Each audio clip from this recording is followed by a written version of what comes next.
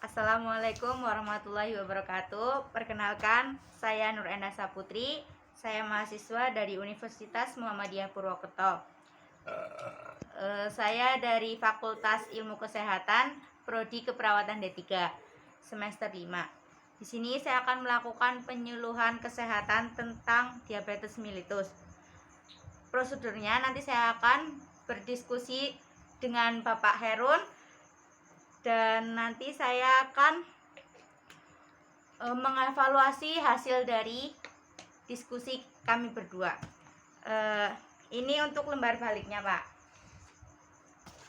Yang pertama saya akan menjelaskan sedikit pengertian tentang diabetes mellitus.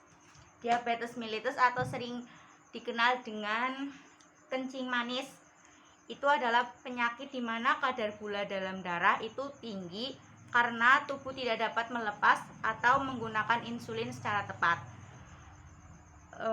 Diabetes mellitus itu dibagi menjadi dua, tipe 1 dan tipe 2. Untuk tipe 1 itu dia ketergantungan terhadap insulin, dan untuk tipe 2 itu dia tidak tergantung pada insulin. Selanjutnya saya akan menjelaskan tanda dan gejala dari diabetes mellitus itu sendiri. Seseorang yang menderita diabetes mellitus itu biasanya mempunyai gejala di awal, yaitu sering kencing di malam hari. Umumnya kita itu sering kencing itu di siang hari, tetapi untuk diabetes mellitus itu mempunyai tanda dan gejala sering kencing di malam hari.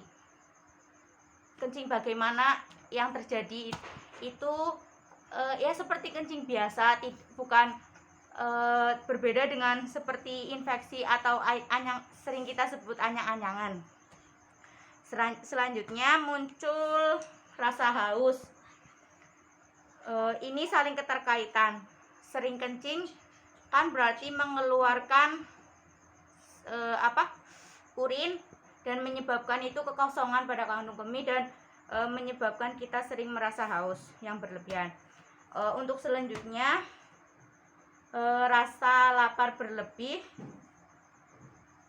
Ini berkaitan dengan berat badan menurun. Seseorang yang menderita diabetes mellitus biasanya itu mempunyai gejala ini, tetapi berat badan itu semakin menurun. Untuk tanda gejala yang keempat, mudah lelah. Selanjutnya pandangan mata itu semakin kabur. Terus kadar gula dalam darah itu tinggi. Kadang bisa tinggi, kadang kalau drop itu juga bisa rendah. Selanjutnya faktor resiko dari keturunan diabetes. Pertama itu faktor keturunan. Faktor keturunan tidak menjadi faktor utama penderita diabetes, tetapi dia pengaruhnya terhadap misalnya seorang ibu, dia mempunyai anak dan ibu itu mempunyai menderita penyakit diabetes, itu mempunyai genetik nanti anaknya terkena diabetes, tetapi bisa diubah apabila si anak itu merubah gaya hidupnya. Yang kedua, usia lebih dari 45 tahun itu rentan terkena diabetes mellitus. Selanjutnya kegemukan, kurang beraktivitas, dan dislipidemia atau kolesterol. Untuk yang selanjutnya komplikasi yang terjadi pada penderita diabetes, yaitu yang pertama kerusakan pada sistem ginjal, yang kedua kerusakan pada sistem syaraf, disfungsi seksual, katarak atau kebutaan. Biasanya itu komplikasinya pada mata, biasanya pada retinanya itu terkena, atau yang sering disebut dengan retinopati. Selanjutnya kerusakan pada pembuluh darah. Kerusakan yang keenam kerusakan pada jantung, dan yang ketujuh kerusakan dan kematian jaringan. Ini sering terjadi pada ekstremitas bagian bawah seperti kaki. Nanti bisa menyebabkan amputasi. Kemudian pencegahan diabetes mellitus itu sendiri, yang pertama cek kadar gula dalam darah secara teratur. Pengecekan ini biasanya rutin dilakukan 1 bulan sekali untuk mengetahui kondisi gula darah dalam tubuh. Jika gula darah dalam tubuh pada waktu itu naik, itu belum bisa dikatakan dia terkena diabetes mellitus, karena harus dilakukan pengecekan darah di fasilitas pelayanan kesehatan secara lebih lanjut.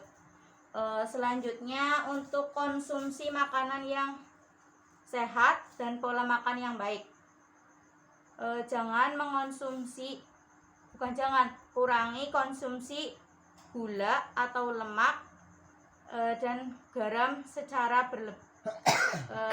kurangi konsumsi gula, lemak, dan garam. Yang ketiga itu menjaga berat badan secara ideal. Dikatakan berat badan secara ideal adalah di mana berat badan dibagi tinggi badan per meter kuadrat itu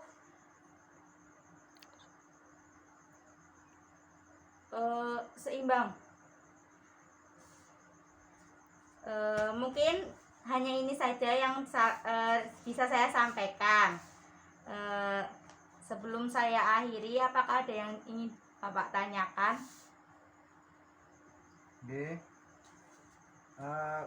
Untuk saya kejelasan mengenai katanya kalau orang terkena penyakit diabetes itu faktornya ada faktor dari keturunan. Apakah itu betul, apakah tidak?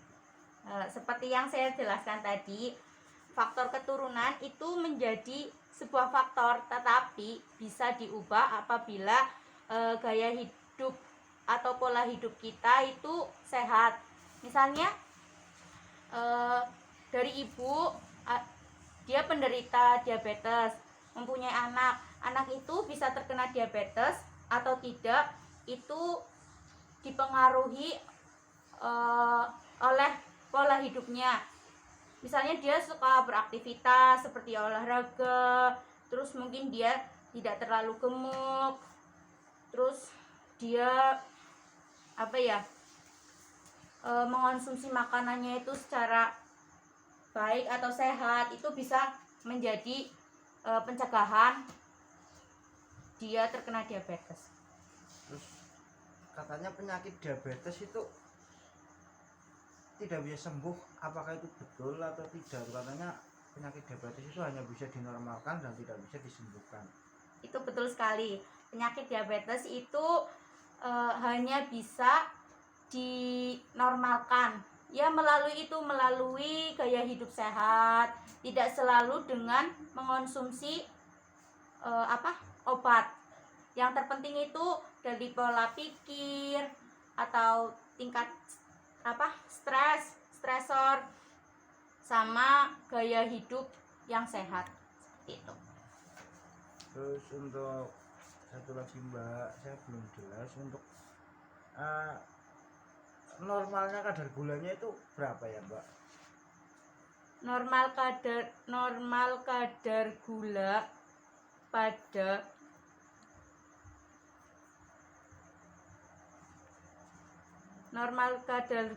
gula pada usia 50 itu 100. Jika lebih dari itu, makasih ya Mbak. ya.